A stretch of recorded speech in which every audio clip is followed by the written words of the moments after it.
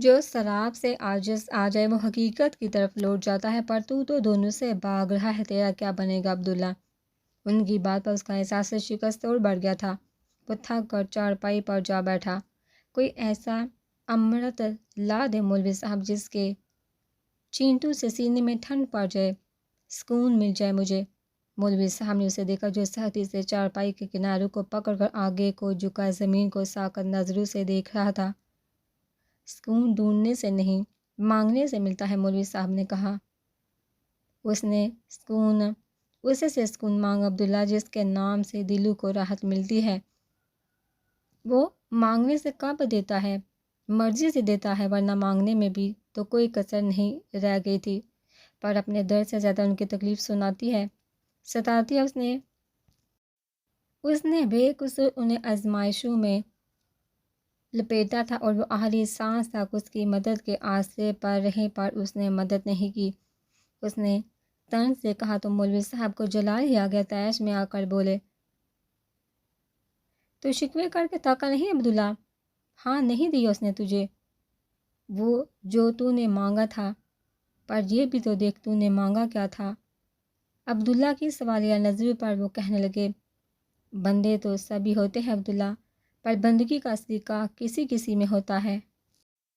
سر تو بہت سے جھکتے ہیں، پر جب آزمائش کی دو دھاری تلوار گردن کو کاٹتی ہے تو کتنے ہی سر اپنے آپ اٹھ جاتے ہیں، پر محبوب کا حق تو تب ادا ہو کہ سر نہ اٹھے، چاہے گردن کٹ کر گر جائے۔ انہوں نے توقف کیا، پھر گمبھیر آواز میں بولے، بندگی کا سلیقہ تو اس میں جتنی آزمائش بڑھی اس نے اتنا صبر بڑھایا، پھر گردن کٹ کر گری تو گر، پر اس کا سر نہیں اٹھا، اور تو جس نے ایک چوٹ کیا کھائی، معبود سے منہ موڑ لیا۔ اور جلیا دیکھ تو صحیح، تیرا سوال تیری حیثیت سے بڑا تھا، پھر تیری طلب تیرے دامن میں کیسے سماتی، پر بات تیری عقل میں نہیں آئے گی، کیونکہ عقل کے دروازے تو نے بند کر رکھے ہیں۔ وہ یک تک مولوی صاحب کو دیکھتا دم سادے بیٹھا تھا۔ کچھ پلوں کی خاموشی کے بعد وہ پھر گویا ہوئے، بندے کی نظر کمزور ہوتی ہے، وہ صرف ناک کی سیدھ میں دیکھ سکتا ہے، دائیں بائیں اور پیچھے کی طرف نظر جاتی ہی نہیں۔ اگر جا پاتی تو تجھے بھی نظر آ جاتا کہ جو تجھے آزمائش کی انتہا لگ رہی ہے وہ اس کے لیے نجات کا راستہ تھا۔ یہی چاہا تھا اس نے کہ اس کا وعدہ وفا ہو جائے۔ آنکھیں کھول کر دیکھ چلے، اس کے سارے وعدے پورے ہو گئے۔ سونے رب نے اس طرح اسے آزمائش سے نکالا کہ اس کے ذمہ کسی کا گیلا نہیں رہا۔ پر بندہ ناپ تول کا شوقین ہے، لیکن بندے کا تول ہاس نہیں ہوتا۔ غرض کے کھوٹے بارٹو سے کبھی سچا تول نہیں آتا۔ اللہ کا تول سب سے کڑا ہے، دیکھ تو عبداللہ، اللہ نے اس کے ہر نام میں برابر کے ہاتھ رکھے ہیں، کیا تو اب بھی گیلا کرے گا؟ انہوں نے رک کر اسے دیکھا، جس کے چہرے پر جذبے کے آثار نمودار ہونے لگے تھے۔ صحیح کہا تھا اس نے، عشق کی آگ جلائے تو راکھ نہیں کرتی، فنا کر دیتی، پر شاید اسے یہ بتانا یاد نہیں رہا کہ جو فنا نہ ہو سکے وہ امر نہیں ہوتا۔ تم دونوں ہی عشق کی بٹی میں ڈالے گئے، پر وہ تب کر کندن بن گئی اور تو راکھ بھی نہ ہو سکا۔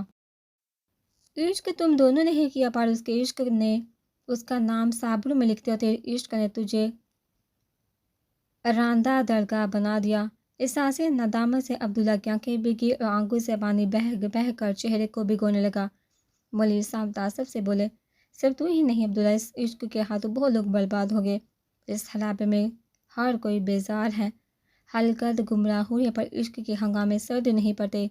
کون ہے جو عشق نہیں کرتا؟ کوئی ظاہر کا دیوانہ، کوئی باطن کا، کوئی حق پہ مرتا ہے، کوئی نہ حق مر جاتا ہے، کسی کو تن کی پیاس ہے تو کسی کو من کی، کوئی زمین کے لیے روتا ہے، کوئی آسمان کے لیے، کوئی مایا چاہے کوئی چھایا مانگے، ہر کوئی اپنے اپنے حصے کا جہنم دہکا کر بیٹھا ہے، پور جل رہا ہے، پر اعلیٰ و سر نہیں ہوتا اور ہوگا بھی نہیں۔ بندہ جب تک اپنے اصل سے رجوع نہیں کر لے جہنم سے رہائی ممکن ہے۔ پھر وہ اٹھے اور وارث شاہ کی نظم گنگناتے چلے گئے، رات دا جاگن اوکھا ہوندا ہے، ایک جاگدا چوکیدار راتی، ایک جاگدا عشق دے مرز والا، ایک جاگدا یار دیار راتے، ایک جاگدا راتی چوراتے، ایک جاگدہ پہرے دار راتی وارث صاحب سبھی گلاں کوڑیاں نے ایک جاگدہ پروردگار آتی۔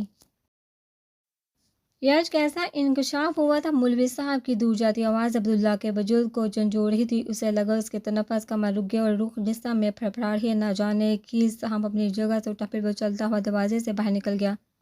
اس کے پاؤں من بن بھر کے ہو گئے تھے، لیکن وہ رکا نہیں۔ اپنے وجود کی ساری طاقت لگا کر خود کو گھسیٹتا ہوا ننگے پاؤں گلی میں چلتا وہ مسجد کے پاس پہنچ گیا۔ ہر سیڑھی پر چڑھتے ہوئے اسے اپنا آپ پاتال میں اترتا ہوا محسوس ہو رہا تھا۔ آخری سیڑھی پر پہنچ کر اس نے دونوں ہاتھوں سے گیٹ کی جالی کو پکڑی، یوں جیسے پیروں پہ کھڑے رہنا مشکل ہو گیا ہو۔ وہ جالی کو یوں ہاتھوں سے ٹٹول رہا تھا جیسے اندھا کسی چیز کو انگلی سے محسوس کرتا ہے۔ پھر وہ گیٹ کو پکڑے پکڑے سیڑھی پر گر گیا۔ اس کے آنسو کے روانی میں تیزی آ گئی تھی۔ پھر اس کی پشت سے آواز ابھری، منکر حق پر حق سب سے زیادہ آشکار ہوتا ہے، کیونکہ اس کا کفر ہی اسے حق کی شناخت کر دیتا ہے۔ میں نے تیرے دائرہ اختیار سے نکل جانا چاہا تھا۔ میں نے زمین کی گہرائیوں سے کائنات کی وسطوں تک وہ راستہ تلاش کیا جو مجھے تیری خدائی سے باہر نکال دے۔ کہاں نہیں بھٹکا، بستی میں، ویرانے میں، جنگل میں، صحراؤں میں، خود اپنی ہستی کی گہرائی تک کھوج آیا، پر ایسا کوئی ذرا نہیں ملا جو تیرے قادر مطلق ہونے پر گواہی نہ دے۔ ایسا کوئی راستہ نہیں جو تیرے حصار سے باہر لے جائے۔ اور اب میرے پاؤں تھک چکے ہیں، میرے بدن میں سکت نہیں۔ میں نے مان لیا کہ تیرا اختیار سب سے بڑا ہے۔ میری تلاش لا حاصل تھی اور تجھ سے فرار کی کوئی راہ نہیں، اور جو تیرے بادشاہی سے نہ نکل سکے اس سے تیرے فیصلوں پر سوال کرنے کا کوئی حق نہیں ہے۔ میں اپنی عاجزی کو تسلیم کرتے ہوئے تیری بڑائی کا اقرار کرتا ہوں۔ میرے اعتراف کو قبول کر کے گیٹ سے ماتھا ٹکائے وہ ندامت کی پستیوں میں گر رہا تھا۔ اللہ! اس نے سر اٹھا کر آسمان کو دیکھتے ہوئے درد سے کرا کر فریاد کی، بہت درد ہے اللہ، مجھے دوا دے دے۔ میری آتی جاتی سانسیں برچی کی طرح میرے اندر کو چھید ہی ہیں۔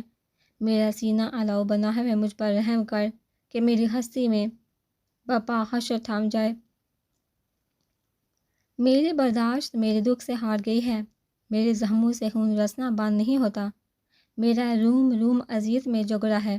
وہ کرب سے چلا اٹھا، اللہ میرا گناہ بہت بڑا ہے، پر مجھے میری سرکشی کی سزا نہ دے۔ میری ذات کے عذاب مجھ سے سہی نہیں جاتے، تیرے غیظ و غضب کا سامنا کس طرح کر پاؤں گا؟ میری توانائی کو دیکھ مجھے عذاب نہ دینا، رحم کرنا، مجھ پر میری روح تک جلس گئی ہے، مجھے اور کسی جہنم کے حوالے نہ کرنا۔ اس آبلا پائی کے سفر نے میری روح تک میں چھالے ڈال دی ہے، میں بکھر چکا ہوں۔ درد کی آندھی سے کہہ کہ اب تھم جائے اللہ، میرے تنکا وجود کو سمیٹ دے۔ وہ روتے روتے سجدے میں گر پڑا اور بلکنے لگا۔ اسے مسجد کی سیڑھیوں پر سجدے کی سی حالت میں سمٹے دیکھ کر مولوی صاحب رکے۔ وہ یوں بے حس و حرکت تھا کہ انہیں شبہ ہوا کہ وہ بے ہوش ہے۔ تیزی سے اس کے قریب آ کر بیٹھتے ہوئے انہوں نے اسے سیدھا کرنے کے لیے اس کے کندھوں پر ہاتھ رکھا تو قمیض کے اوپر سے انہیں اس کا جسم آگ اگلتا ہوا محسوس ہوا۔ پر وہ ان کے ہاتھ رکھنے پر اڑتا چلا گیا تو مولوی صاحب نے بے ساختہ شکر ادا کیا کہ وہ بے ہوش نہیں۔ پھر اس کے چہرے کو دیکھا بولے، جب یہاں تک آ ہی کیا ہے تو اندر بھی چلا جاتا۔ وہ خوف خدا سے بڑھائی ہوئی آواز میں بولے، کیسے جاتا مولوی صاحب؟ اس کے دار سے کسی کو دھکے مار کے بھی نکالو تو نہیں نکلتا، اور میں کتنی اس سے لا تعلقی کا اعلان کرتا۔ آپ اٹھ آیا تھا، اپنے نامعمال سے نظر ہٹا کر دیکھ، اس کی رحمت بہت وسیع ہے، پر میں اس کے سامنے کس منہ سے جاؤں گا؟ وہ بے چارگی سے گویا ہوا، تیرے منہ کو کوئی نیا چہرہ نہیں مل سکتا عبداللہ، اپنے اسی منہ کو توبہ کی چادر سے ڈھک کر چلا۔ لیکن اگر اس نے مجھے قبول نہ کیا تو وہ خوف زدہ ہو گیا تو مولوی صاحب محسوس لہجے میں بولے، او جلیا، واپسی کی توفیق قسمت والوں کو ہوتی ہے، اپنی قسمت کھوٹی مت کر۔ جس نے بھی اس خوف سے ڈر کے چوکٹ پر قدم رکھے ہیں پھر اندر نہیں جا پایا۔ یہ بے نیاز کا در ہے، یہاں کسی کے نام کی منادی نہیں کی جاتی۔ خبردار، بلاوے کا انتظار مت کرنا، یہ کہہ کر اٹھے، پھر اس کے آنے کا انتظار کیے بغیر مسجد میں چلے گئے اور کونے میں بنے اسٹور روم میں جھاڑو اٹھا کر معمول کے مطابق دریاں سمیٹ کر جھاڑو لگانے لگے۔ عبداللہ ابھی تک وہیں بیٹھا تھا، وہ ہمت کر کے اٹھا، پر مسجد کے اندر پہلا قدم رکھتے ہی لڑکھڑا گیا۔ مگر فوراً ہی دیوار کا سہارا لے کر سنبھل کر پھر آہستہ آہستہ چلتا وضو خانے کی طرف آیا۔ وضو کرتے ہوئے اس نے جو ہی چلو میں ٹھنڈا پانی لے کر چہرے پر مارا تھا، اس سے یوں راحت کا احساس ہوا جیسے تپتے لوہے کو کسی نے ٹھنڈے پانی کے برتن میں ڈال دیا ہو۔ وضو کے پانی اس کی ساری بے چینی کو دھو دیا۔ وہ نماز پڑھنے برآمدے کی طرف آیا تو آنکھوں کے ساتھ سر بھی جھکا رکھا تھا۔ اس نے 2 رکعت نفل کی نیت باندھ کر ہاتھ کانوں تک اٹھا کر اللہ اکبر کہا تو اس کے دل نے سچے دل کے ساتھ گواہی دی تھی۔ وہ جیسے جیسے نماز پڑھتا گیا اسے اپنے رگوں میں سکون اترتا محسوس ہوا۔ ایک مدت کی بے سکونی کے بعد اس نے اس لذت کا مزہ چکھا تھا۔ سلام پھیر کر اس نے دعا کے لیے ہاتھ اٹھائے تو آنکھیں اس کی رحمت کو محسوس کر کے بھر آئیں۔ یاد نہیں کب سے پر ایک مدت ہوئی میں بے سکونی میں جیتا چلا آ رہا تھا۔ اب کہیں جا کر تیرا نام لیا تو دل کو قرار آیا ہے۔ اللہ اپنی رحمت کے سائے مجھ پر مستقل کر دے۔ میرے صبر کی چادر کو اتنا بڑھا کہ میرا غم ڈھک جائے، مجھے اتنی طاقت دے کہ ان کے بغیر جی پاؤں۔ میرے غم نہیں بڑھتے پروردگار، میں تیری مسائی کا سوال کرتا ہوں۔ میرا گناہ بہت بڑا ہے پر تیری رحمت سے امید ہے کہ میری توبہ قبول کر لے گی۔ اللہ مجھے اتنا حق تو دیتا ہے کہ تیری مغفرت طلب کر سکوں۔ وہ بڑے گداز دل کے ساتھ بند آنکھوں سے دعا کرتا تھا اور کہیں پاس ہی چوڑیاں کھنن گئی اور بے اختیار اس نے آنکھیں کھول دی۔ وہ کچھ دور بیٹھے اپنی چوڑیوں سے کھیلتے عبداللہ کی نظریں محسوس کر کے اس نے پلک کو اٹھا کر اسے دیکھا۔ پھر کسی شرارت کے خیال سے اس کی آنکھیں چمکنے لگی۔ نچلے ہونٹ کا کورنر دانتوں میں دبا کر مسکراتے ہوئے اس نے کلائی کی سب چوڑیاں ہاتھ میں پھنسا کر اوپر کی پہ اچانک چھوڑ دی۔ کئی سرتال ایک ساتھ باجی اٹھے تھے۔ عبداللہ کی بصارتیں اس دل فریب شور سے جھنجھنا اٹھی تو اس نے تڑپ کر آنکھیں بند کر لی۔ یہ سراب عذاب ہے یار، اب میرے سارے زخم ادھیرنے لگتے ہیں۔ یہ خواب بہت حسین سہی پر جب ٹوٹتا ہے تو روح فنا ہو جاتی ہے۔ مجھے سے نجات دے دے۔ مولوی صاحب جھاڑو لگا کر دریاں بچھا چکے تھے، پھر بھی فجر میں کچھ دیر باقی تھی تو فارغ ہو کر عبداللہ کے پاس آ بیٹھے۔ عبداللہ نے دعا ختم کی، منہ پر ہاتھ پھیر کر آنکھیں کھولتے ہوئے اس طرف دیکھا جہاں کچھ دیر پہلے خوشبو میں بسا ایک وجود جلوہ افروز تھا، لیکن اب جلوہ بند ہو چکا تھا۔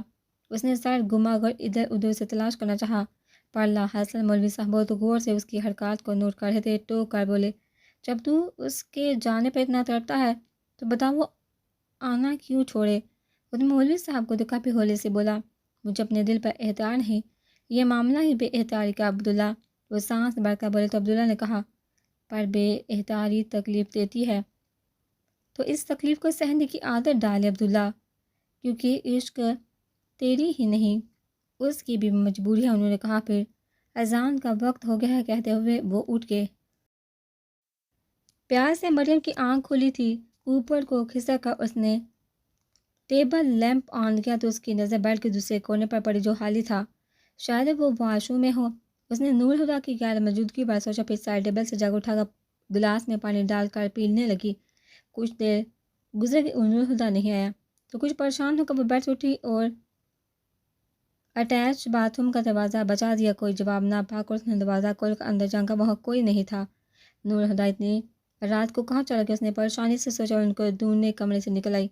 نیچے آئی تو لاؤنج خالی پڑا تھا۔ اس نے اسٹڈی روم میں دیکھا، پھر سیٹنگ روم کے ساتھ ساتھ ڈرائنگ روم اور کچن کو بھی چیک کر لیا، مگر نور ہدا کہیں بھی نہیں تھے۔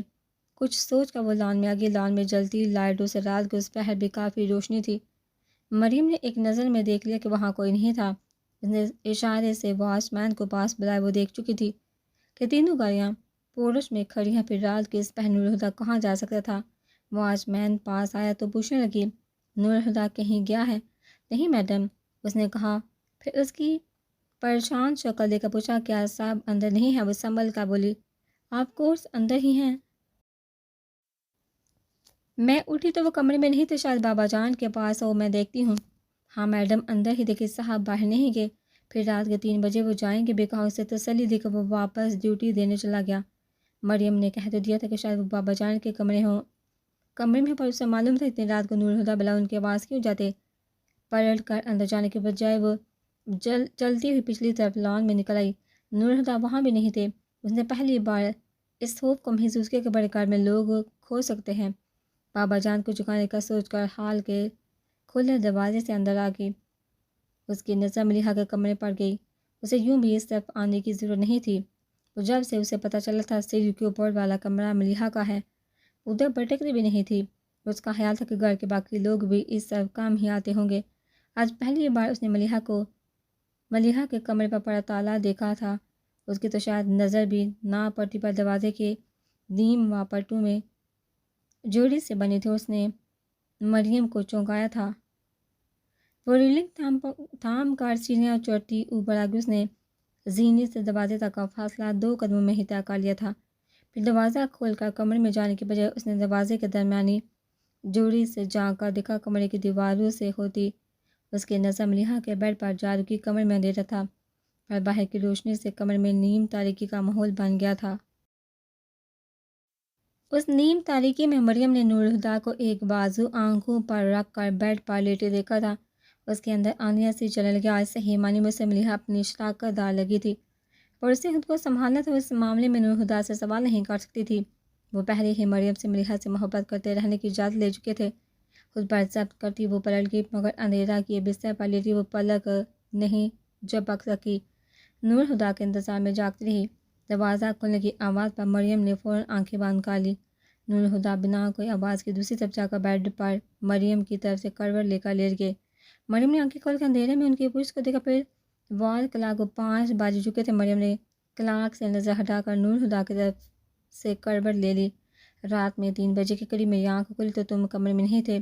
گود میں تکیہ رکھ کر بیڈ پر بیٹھی مریم گہری نظر سے آفس کے لیے تیار ہوتے نور الہدیٰ کا جائزہ لے رہی تھی۔ ان کا ہر انداز اتنا نارمل تھا کہ اگر رات میں مریم خود انہیں ملیحہ کے کمرے میں نہ دیکھ چکی ہوتی تو اس وقت انہیں دیکھ کر قیاس بھی نہ کر پاتی کہ ان کی گزشتہ رات کس طرح گزری ہے۔ ان کا نارمل انداز اسے اکسا رہا تھا، حالانکہ وہ خود بھی ملیحہ کے ذکر سے بچنا چاہ رہی تھی، بلکہ اس کی تو ہمیشہ یہی کوشش ہوتی کہ کوئی ایسی بات نہ ہو کہ نور الہدیٰ کی زبان پر ملیحہ کا نام بھی آ جائے۔ اور نور الہدیٰ نے بھی بس ایک بار کے بعد دوبارہ ملیحہ کا ذکر اس سے نہیں کیا تھا۔ وجہ صرف اتنی تھی کہ وہ مریم کو ڈسٹرب نہیں کرنا چاہتے تھے، مگر انہیں اندازہ نہیں تھا اس حصے میں ان کی ساری کوششیں بیکار جا رہی ہیں۔ مریم نے ملیحہ کو اپنے اعصاب پر سوار کر لیا تھا۔ کہیں جو وہ انہیں خاموش بیٹھا دیکھتی تو اسے یہ خیال ستانے لگتا کہ نور الہدیٰ ملیحہ کو یاد کر رہے ہیں۔ وہ جھٹ سے ان کے پاس پہنچ جاتی، پھر چاہے وہ کسی بزنس پرابلم کا حل سوچ رہے ہوتے یا یوں ہی ان کے سر میں درد ہو رہا ہوتا اور وہ سکون کی آنکھیں باندھ کے نیند رات ہوتے۔ مریم زبردستی انہیں اپنی طرف متوجہ کر لیتی، کبھی تو بس باتیں کیے جاتے، کبھی وقت کا خیال کے بغیر آؤٹنگ کا پروگرام بنا لیتی۔ نور الہدیٰ کی وارڈروم میں پہلے سے موجود کپڑے اس جیت مہینے میں دھیرے دھیرے وارڈروب سے باہر آ چکے تھے۔ اگر کسی دن نور الہدیٰ آفس سے آ کر بلو شرٹ اتار کر بلو ٹی شرٹ پہن لیتی تو مریم کو وہم ہو جاتا کہ یقیناً ملیحہ کو ان پر یہ رنگ اچھا لگتا ہوگا۔ اس نے وارڈروب سے بلو کلر کی ساری شرٹس، ٹی شرٹ، ٹراؤزر، یہاں تک کہ ٹائیاں بھی نکال کر نوکروں میں تقسیم کر دی۔ نور الہدیٰ نے اگر کوئی سوٹ زیادہ استعمال کر لیا تو اس کی نظر میں وہ سوٹ ملیحہ کا فیوریٹ ہو جاتا، پھر بھلے اس کی وارڈروب میں کیا جگہ تھی۔ بیچارہ بہاتے تک اس کے عتاب کا نشانہ بن گیا۔ انہیں ہفتے میں دوسری مرتبہ پلاؤ کیا پکا لیا۔ مریم کو لگا ملیحہ کے حکم پر پلاؤ زیادہ پکتا ہوگا، آخر مالکن تو وہی تھی، جو مینیو بھی وہی سیٹ کرتی رہی ہوں گی۔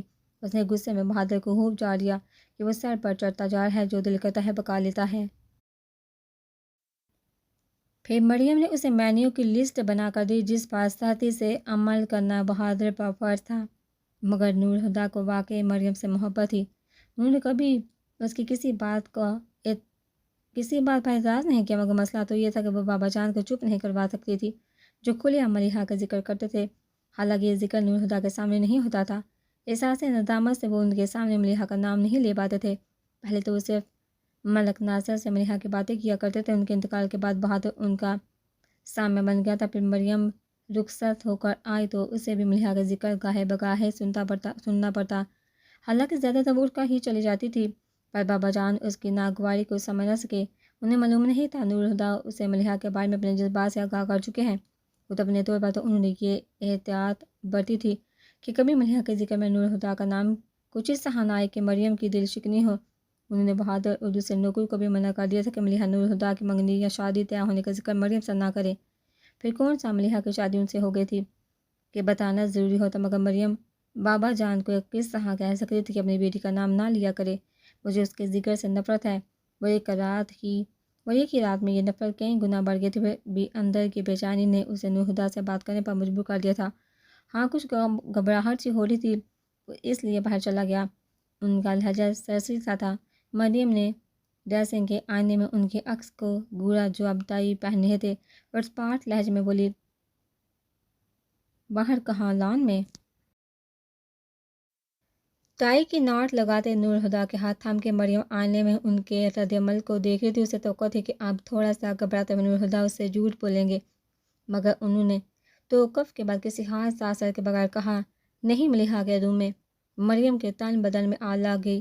وہ کتنے آرام سے تیاب کرتے، کل وہ پوری رات ملیحہ کو یاد کرتے رہے تھے۔ اس نے سطح لب بینچ لی مگر نور ہدا کو دیکھ کر لگ رہا تھا کچھ ہوا ہی نہیں۔ ٹائی کی ناٹ لگا کر انہوں نے کوٹ پہنا، پھر بریف کیس اٹھا کر بشاشت سے بولے، کیا بات ہے مسز آج گاڑی ٹیکسی آپ کرنے کے موڈ میں نہیں لگ رہی؟ کیا بندی کو اکیلے ہی جانا ہوگا؟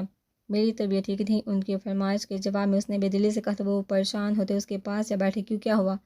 کہیں بخار تو نہیں؟ فکر مندی سے کہہ کر انہوں نے اس کی پیشانی پر ہاتھ رکھ کر ٹمپریچر چیک کرنا چاہا تو مریم نے بظاہر نرمی سے مگر بیزاری سے ان کا ہاتھ ہٹا دیا۔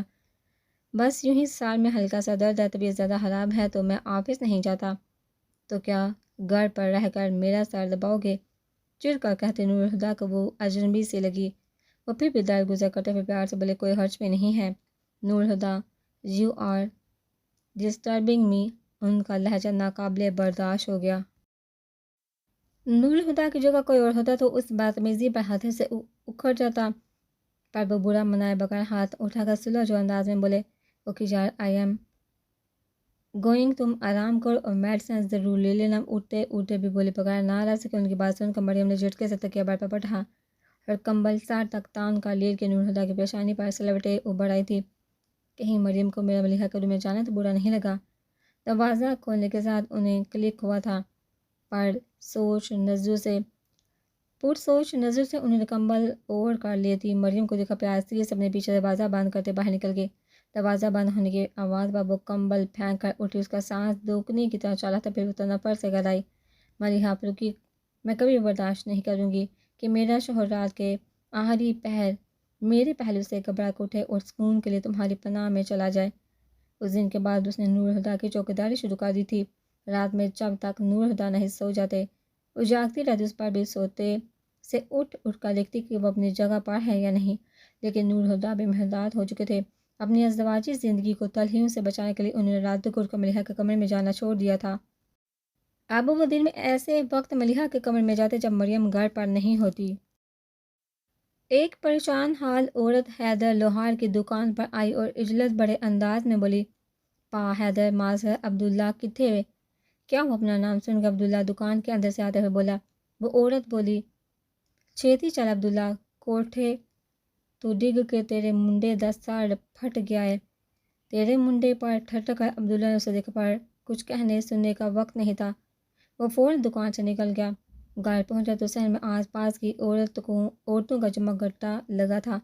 ان کے درمیان مولانی جی چارپائی پر 2-2.5 سال کے بچے کو گود میں لیے بیٹھے تھے۔ بچے کے سر پر رنگین کپڑے کی پٹی بندی تھی اور وہ بری طرح سے رو رہا تھا۔ ہن کیوں رو رہا ہے؟ دیکھ تیرا ابا آ گیا ہے، ایک عورت نے سہمے ہوئے بچے کو چپ کرواتے ہوئے دلاسا دیا تھا۔ بچہ غالباً بہت دیر سے ابا کے آنے کی نوید سن رہا تھا۔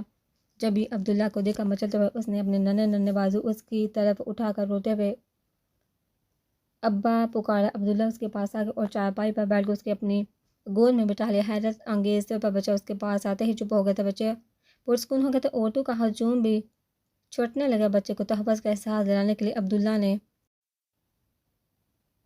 اپنے ساتھ لگائے ہلکے ہاتھ سے تھپکتا ہے یہاں تک کہ بچہ اس کی گود میں سو گیا۔ عشاء کی نماز کے بعد عبداللہ مولوی صاحب کے ساتھ گھر واپس آیا تو وہ ایسے ہنس کھیل رہا تھا جیسے کچھ ہوا ہی نہ ہو۔ عبداللہ کو دیکھ کر روز کی طرح دوڑتا ہوا آ کر اس کی ٹانگوں سے لپٹ گیا، پھر دونوں بازو اٹھا کر بولا، ابا اٹھاؤ۔ اس معصوم فرمائش پر نہال ہو کر عبداللہ نے جھک کر اسے بازو میں بھر لیا، پھر اس کے گال پر پیار کرتے ہوئے پوچھا، درد ہو رہا ہے؟ نہیں، بچے نے زور سے سر کو دائیں بائیں جلا کر کہا۔ عبداللہ اسے اٹھائے بغیر چہانے میں آئے تو مولوی صاحب ہنس رہے تھے۔ ہم تو بیٹا سمجھتے تھے، یہ تو پوتا نکلا۔ کیسے لہک کر عبداللہ کو ابا کہہ رہا ہے۔ گاؤں کی عورتوں نے تو یوں ہی عبداللہ کو اس کا ابا کہہ دیا تھا، پر اسے یہ لفظ اتنا پسند آیا کہ وہ دوپہر سے عبداللہ کو ابا ابا کہتا اس کے آگے پیچھے گھوم رہا ہے۔ مولانی جی کو بھی اس معصومیت لطف دے رہی تھی۔ صحیح تو ہے مولوی صاحب، آپ کچھ سنجیدگی سے بولے۔ اس نے جو پہلے شفقت محسوس کی وہ عبداللہ کی تھی۔ دودھ کا پہلا گونڈ اس کے حلق میں عبداللہ نے اتارا۔ وہ پہلا گہوارہ جس میں اس پر نیند مہربان ہوئی عبداللہ کی گوشت تھی۔ یہ جب بھی بیمار پڑا عبداللہ راتوں کو جگا، اسے انگلی پکڑ کر عبداللہ نے چلنا سکھایا، اور جلدی اس نے ہم دونوں سے پہلے عبداللہ کو پہچانا شروع کیا تھا۔ ماں تو کہہ نہیں سکتا، باپ ہی کہے گا۔ پھر وہ سر جھکا کر بیٹھے عبداللہ کو دیکھ کر بولے، اسے پیدا کرنے والے نے آپ ہی اس پر سے اپنا حق اٹھا لیا، پر عبداللہ تو نے وہ حق اپنے نام کرا لیا ہے۔ عبداللہ نے کوئی جواب نہیں دیا۔ مولانا جی نے کھانا سامنے رکھ دیا، وہ چپ کر کے کھانا کھانے لگا، ساتھ لقمے بنا کر گود میں بیٹھے بچے کے منہ میں رکھ دیتا۔ کھانے سے فارغ ہو کر مولانا جی نے اپنے ہاتھ پھیلا کر عبداللہ سے کہا، لا اسے مجھے دے دے، سلا دیتی ہوں۔ پر وہ عبداللہ کے بازو سے چیمٹ کر منہ بسوڑتا ہوا بولا، ابا کے ساتھ سوؤں گا۔ مولوی صاحب ہنسنے لگے، حاضہ باپ بیٹے کا بستر ساتھ بچھا دے۔ وہ ایک ہاتھ سر کے نیچے رکھ کر لیٹا تھا، جبکہ دوسرا ہاتھ ساتھ لیٹے بچے کے بالوں میں گردش کر رہا تھا، آنکھیں دور آسمان پر جمی تھی۔ صحیح کہتے مولوی صاحب، اللہ کو بندے کا سجدہ کافی نہیں، وہ کھڑے کوٹے کی پہچان آزمائش سے کرتا ہے۔ سکے کی طرح اس کی آزمائش کے بھی دو روح ہوتے ہیں، وہ کبھی لے کر آزماتا ہے، کبھی دے کر۔ مجھے لے کر آزما چکا، اب شاید دے کر آزمانا چاہتا ہے بچہ کا مسحت۔ عبداللہ نے اس کی طرف دیکھا اور اس کے چہرے پر پھیلی معصومیت کو دیکھ عبداللہ کو بے اختیار اس پر پیار آ گیا۔ انگلی سے اس کی روئی کے گولے جیسے گال کو چوکا، وہ سوچنے لگا، شاید اس کی ماں نے اسے اس خوف سے حوصلہ کر دیا کہ دنیا اسی سے بچے کے باپ کا نام پوچھے گی، پر کیا اس نے کبھی سوچا بھی تھا کہ ایک دن خود اس کے ساتھ باپ کا نام منسوب کر دے گی۔ اس نے تو آزمائش سے جان چھڑوا لی، پر میں اس آزمائش کو مرتے دم تک خود سے الگ نہیں ہونے دوں گا۔ عبداللہ نے اس کے پٹی میں جگڑے ماتھے پر سے بال سمیٹ کر نرمی سے اپنے ہونٹ رکھ دیے۔ تم میرے بیٹے ہو، اور اللہ سے کہنا کہ قیامت کے دن تمہیں تمہاری ماں کے نام سے نہیں بلکہ میرے نام سے پکارے۔ وہ مسکراتا اس کے کان میں سرگوشی کر رہا تھا۔ مریم کو لگ رہا تھا آج اس کی فتح کا دن تھا، آج اس نے ملیحہ کو شکست دے دی تھی۔ نور الہدیٰ کے بچے کو جنم دینے کا اعزاز ملیحہ کا نہیں بلکہ مریم کے حصے میں آیا تھا، اور وہ اس اعزاز کو پا کر بہت خوش تھی۔ صبح اس نے ایک صحت مند بچی کو جنم دیا تھا۔ وہ شام کو ہی ہاسپٹل سے گھر آئی تھی، اور خوشی سے بے حال وہ دیر تک نور الہدیٰ سے اپنی بیٹی کے بارے میں باتیں کرتی رہی۔ نور الہدیٰ آنکھیں بند کیے بیڈ کرون سے سر ٹکائے نیم دراز سے اپنے خیالات کی روح سے چونکے تو احساس ہوا بہت دیر سے مریم کی آواز نہیں آ رہی۔ انہوں نے سر جھکا کر اپنے سینے پر سر رکھ کر لیٹی مریم کی طرف دیکھا۔ پتہ نہیں وہ کب سو گئے تھے۔ انہوں نے اسے بہت آرام سے تکیے پر لٹا دیا، پھر گھوم کر بیڈ کی دوسری طرف رکھے بیبی کاٹ کے پاس آ کر کھڑے ہو گئے۔ وہ اپنی بیٹی کی طرف سہمی ہوئی نظروں سے دیکھ رہے تھے۔ انہیں ملیحہ کی تشنگی بڑی زندگی پر افسوس ہوتا تھا، تکلیف ہوتی تھی، لیکن آج انہیں خوف آ رہا تھا۔ بابا جان کی طرح وہ بھی ایک بیٹی کے باپ بن گئے تھے۔ انہیں اس خیال سے ڈر لگ رہا تھا کہیں انجانے میں ان سے بھی اپنی بیٹی کے ساتھ وہ زیادتیاں نہ سرزد ہو جائیں جو بابا جان نے ملیحہ کے ساتھ ہو گئی تھی۔ ان کا دل کانپ رہا تھا، پر وہ کیسے اپنے خوف کے بارے میں بتاتے۔ انہوں نے سنبھال کر بچی کو بازو میں لے کر یہود میں بیچ لیا، جیسے کوئی غیبی طاقت ان کی بیٹی کو ان سے چھین لے گی۔ پھر وہ اسے سینے میں چھپائے کمرے سے نکل گئے۔ مریم کی آنکھ کھلی تو نور الہدیٰ کمرے میں نہیں تھے، اور لائٹ بھی جل رہی تھی، پر وہ دھیان دیے بغیر ذرا سا اوپر ہو کر کارٹ میں دیکھنے لگی۔ خالی کارٹ کو دیکھ کر اس کا دل دھک سے رہ گیا۔ پھر خیال آیا نور الہدیٰ بچی کو ساتھ لے گئے ہوں گے۔ اس خیال کے ساتھ ہی وہ اٹھی اور بچی کو دیکھنے نیچے آ گئی۔ لاؤنج میں کوئی نہیں تھا، مگر بابا جان کے کمرے کے دروازے کے نیچے روشنی کی لکیر کو دیکھتے ہوئے اسے خیال آیا کہ بابا جان جاگ رہے ہیں تو نور الہدیٰ بھی وہی ہوں گے۔ ویسے بھی ابھی 10 بجے اس نے آگے بڑھ کر بابا جان کے دروازے پر دستک دی تھی۔ آ جاؤ کی آواز پر دروازہ کھول کر اندر آ گئی۔ بابا جان بیڈ پر نیم دراز کوئی کتاب پڑھے تو اسے دیکھ کر اٹھ بیٹھے۔ ارے یہ کیا بیٹا، ڈاکٹر نے بیڈ ریسٹ کے لیے کہا ہے نا، پھر نیچے کیوں آ گئی؟ میں نے سوچا تانیہ کو چیک کر لوں، کہیں اس کے پیریڈ کا ٹائم نہ ہو گیا ہو۔ نور الہدیٰ یہاں نہیں ہے؟ کمرے میں نور الہدیٰ کو نہ پا کر اس نے پوچھا۔ بابا جان نے تھکے انداز میں سانس بھر کر کہا، وہ یہاں کیوں آئے گا؟ مگر نور الہدیٰ اور تانیہ دونوں کمرے میں نہیں، تو میں نے سوچا، پریشانی سے بولتی وہ ایک دم چپ ہو گئی۔ اسے یہ سوچنے میں بس 1 سیکنڈ لگا تھا نور الہدیٰ کہاں ہوں گے، اور اس متوقع جگہ کو سوچ کر اس کی تیوریاں چڑھ گئی۔ وہ بندوق سے نکلی گولی کی طرح ملیحہ کے کمرے کی طرف چال پڑی۔ کیا ہوا مریم؟ بابا جان اس کے بدلتے تیور دیکھا پریشانی سے بولے، پر وہ ان سنی کرتے کمرے سے نکل کے تو بابا جان بھی پریشانی سے اس کے پیچھے آ گئے۔ کمزوری کے باوجود کسی طرح اس نے تیز قدموں سے سیڑھیاں چڑھ کر زینے پر قدم رکھے تو آگے بیک کا دروازہ اس کا منہ چڑھا رہا تھا۔ غصے میں کھولتے ہوئے اس نے دھماکے سے دروازہ کھول دیا۔ نورہدا کارپیٹ پر ٹانگے پھیلائے صوفے کے ساتھ ٹیک لگا کر نیم دراز ہے، بچی ان کے بازو میں تھی۔ یہ بھی اچھا تھا کہ مریم فوراً ہی دروازہ کھول دیا، ورنہ اگر وہ کھلے دروازے سے سننے کی کوشش کرتی تو اسے پتہ چل جاتا کہ پچھلے آدھے گھنٹے سے نورہدا بچی کے ساتھ ملیحہ کی باتیں کر رہے تھے۔ وہ ہونہار نگاہوں سے انہیں گھور رہی تھی، پھر وہ آگے بڑھی اور بچی کو ان کی گود سے جپٹ لیا۔ وہ جس تیزی سے بڑھ رہی تھی نورہدا کو ڈر ہوا وہ سیڑھیوں پر گر نہ پڑے اور فوراً اٹھ کر بھاگی۔ ان کا خدشہ سے ہی نکلا۔ وہ باہر آئے تو بچی کو ایک بازو میں سنبھالے وہ ریلنگ تھام کر جھکی جا رہی تھی۔ اسے بہت زور سے چکر آئے تھے، مگر بابا جان نے اسے سنبھال لیا تھا۔ مریم کام ڈاؤن۔ نورہدا پاس آ کر اس کے شانوں پر ہاتھ رکھتے رسان سے بولے تھے۔ مریم نے ان کا ہاتھ جھٹک دیا، ساتھ ہی بابا جان سے بازو چھڑواتی سیڑھیوں کی طرف بڑھی، مگر نورہدا نے اس کا بازو جکڑ کر روک دیا۔ پر غور سے مریم، اپنی کنڈیشن کا تو خیال کرو، ابھی تمہاری ڈلیوری کو 24 گھنٹے بھی پورے نہیں ہوئے، تمہیں میری فکر کرنے کی ضرورت نہیں، اس نے بڑھ کر کہا تو نورہدا ٹھنڈے لہجے میں بولے، ٹھیک ہے، مگر اپنی بیٹی کی فکر تو کرنی ہوگی، اس سے پہلے کہ تم اسے بھی اپنے ساتھ سیڑھی پر گرا لو، اسے مجھے دے دو۔ وہ جانتی تھی کہ نورہدا بچی لیے بغیر اس کا بازو نہیں چھوڑیں گے، اس لیے اس نے بچی ان کی طرف بڑھا دی۔ نورہدا نے بچی کو پکڑاتے ہی اس کا بازو چھوڑ دیا اور وہ ان کی طرف دیکھے بغیر سیڑھیاں اترنے لگی تو اس کی حالت کے پیش نظر بابا جان نے آگے بڑھ کے اسے تھام لیا۔ مریم ان کے سارے ایک ایک کر کے سیڑھیاں اترتی لاؤنج میں آئی۔ بابا جان نے آرام سے اسے صوفے پر بٹھا کر نورہدا کو دیکھا جو بچی کو صوفے پر لٹا رہے تھے۔ بابا جان ابھی تک صورتحال کو سمجھ نہیں پا رہے تھے۔ وہ حیران پریشان دونوں میاں بیوی کی شکلیں دیکھنے لگے۔ بچی کو لٹا کر نورہدا مریم کی طرف آئے جو دونوں ہاتھوں میں چہرے چھپائے بیٹھی تھی۔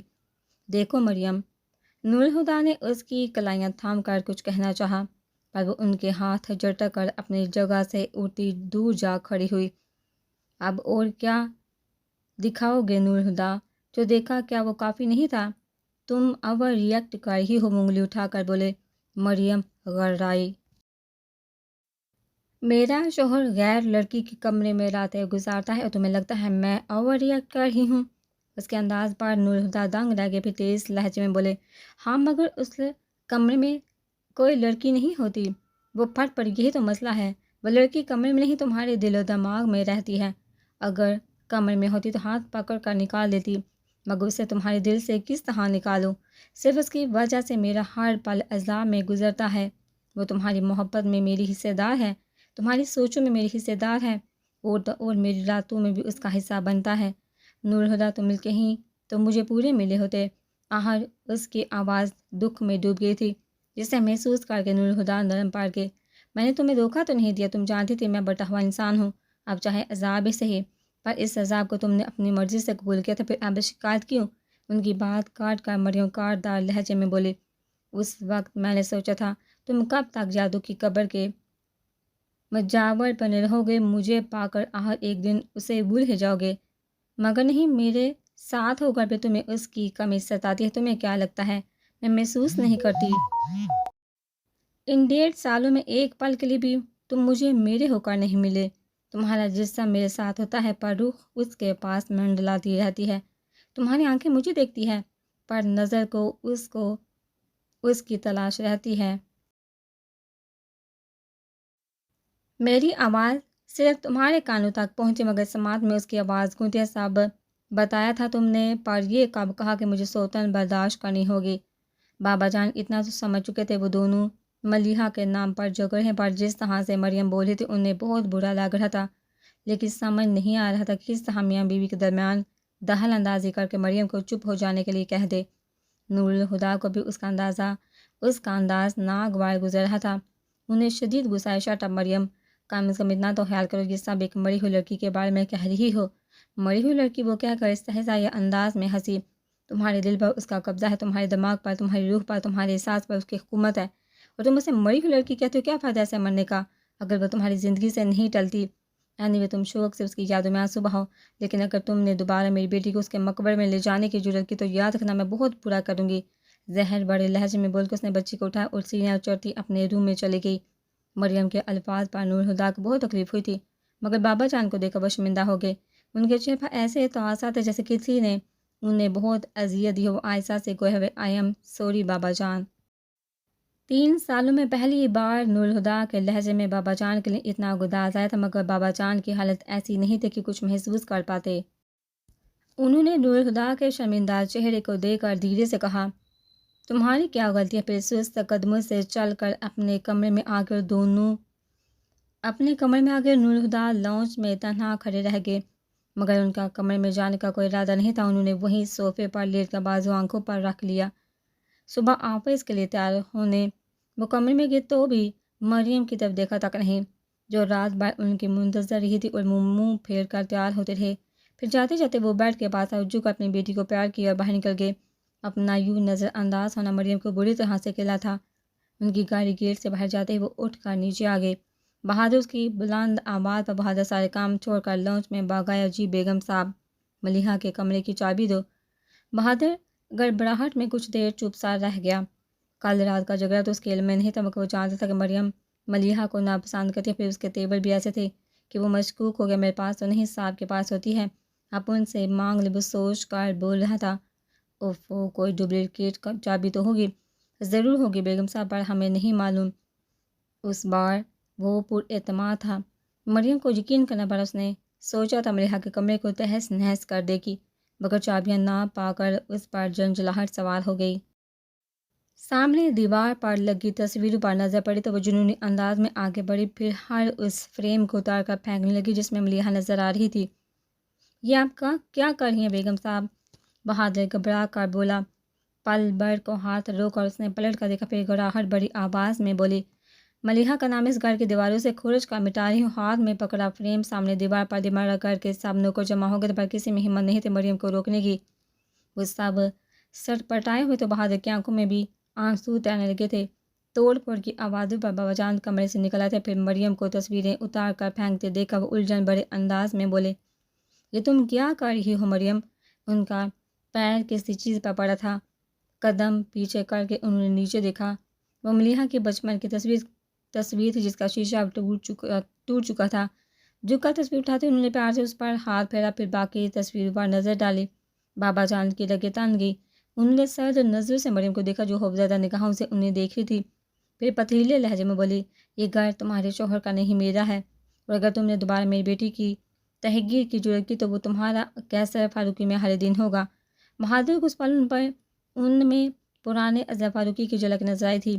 مریم کے ہاتھ پہلے ہی انہیں دے کر رک چکے تھے، اور اب ان کی وارننگ سن کر اس نے وہاں سے چلے جانا ہی بہتر سمجھا۔ اس کے جانے کے بعد وہ بہادر سے بولے، ان تصویروں کو لے جا کر ان کی حالت ٹھیک کرواؤ، پھر انہیں ملیحہ کے کمرے میں رکھ دینا، بلکہ میرے علاوہ جہاں جہاں بھی ملیحہ کی تصویریں لگی ہیں انہیں اتار کر ملیحہ کے کمرے میں رکھ دو۔ جی کرنل صاحب، اس نے ان کے ہاتھ سے ٹوٹا ہوا فریم پکڑ کر کہا۔ نور ہدا ہر روز کے مقابلے میں آج جلدی آ گئے تھے، حالانکہ آج تو ان کا آفس جانے کا ارادہ ہی نہیں تھا۔ سوچا تھا پورا دن مریم تانیہ کے ساتھ گزاریں گے، پر رات ہنگامے کے بعد ان کا مریم سے بات کرنے کا کوئی دل نہیں چاہ رہا تھا، اس لیے انہیں یہ بہتر لگا کہ آفس چلے جائیں۔ لاؤنج میں قدم رکھتے انہیں کسی تبدیلی کا احساس ہوا، پر انہوں نے دھیان نہیں دیا اور کمرے میں چلے آئے۔ مریم چادر لیے بیڈ پر لیٹی تھی، انہیں دیکھا بھی نہیں اٹھی۔ نور ہدا نے بھی اسے نظر انداز کر اتارنے کو پیار کرنے کے بعد فریش ہوئے اور لاؤنج میں آ بیٹھے جہاں بابا جان پہلے سے موجود اخبار پڑھ رہے تھے۔ انہوں نے آواز دے کر بہادر کو پانی لانے کو کہا۔ پانی کا گلاس انہیں پکڑا کر جانے کے بجائے وہ وہیں کھڑا رہا اور بولا، آج اس گھر میں اتنا ہنگامہ ہوا جتنا کبھی نہیں ہوا۔ بہادر تم جاؤ۔ بابا جان اخبار چھوڑ کر بولے، ایک منٹ۔ نور ہدا کی چھٹیس نے اشارہ دیا کہ ہنگامے کا تعلق مریم سے۔ ہاں ہاں بولو، کیا ہوا تھا؟ وہ بہادر شروع ہو گیا۔ آپ کے جانے کے بعد بیگم صاحب نے بی بی صاحب کی تصویریں لاؤنج کی دیواروں سے اتار کر پھینک دی اور ان کے بارے میں عجیب عجیب باتیں بھی کی۔ پھر کرنل صاحب نے آ کر انہیں روکا، پر تب تک بہت ساری تصویریں پھینک چکی تھی۔